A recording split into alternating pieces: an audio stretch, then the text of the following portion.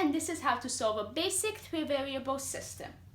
So first of all, we have the three equations up top. And now what you want to do is to make two pairs of equations. In this case, we can notice that we have a term negative z, which can cancel out with the positives. So I'm going to pair the first and second equation with the second and last equation.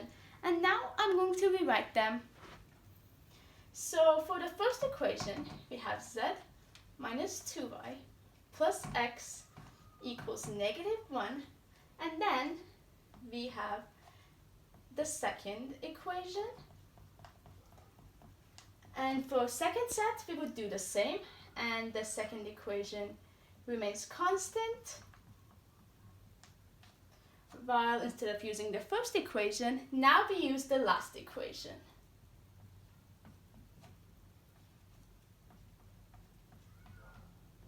Now what we could do is to simplify.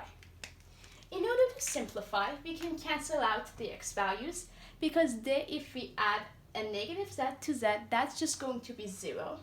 And the same applies to the y's and to the z's on that side. So now we can easily find the value for x. We have 2x because we add the x's, and on this side we have 7 minus 1, which is a 6.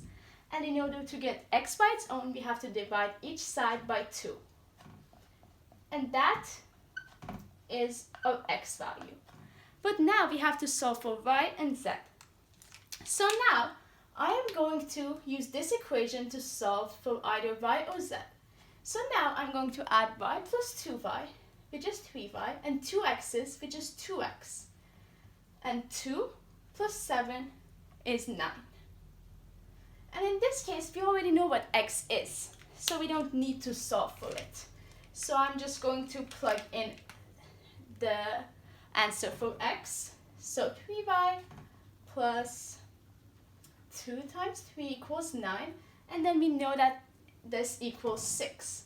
So we have 3y plus 6 equals 9. Now we can subtract 6 from each side, which gives us that remainder. And now we can divide each side by 3 to get y on its own.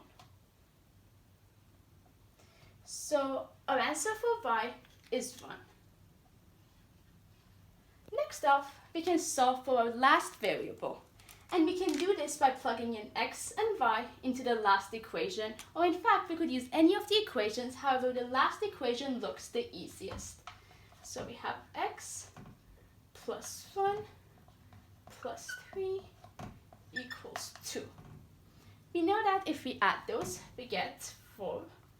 So x plus 4 is 2. Now we could subtract 4 from each side, and x equals z equals negative 2. And now we have to write them as a point, because that's where they all intersect. X comes first, so that's how we would usually write it. And now we're going to plug in the values. So we have 3, 1, and negative 2. And that is how you solve for a three-variable system of equations.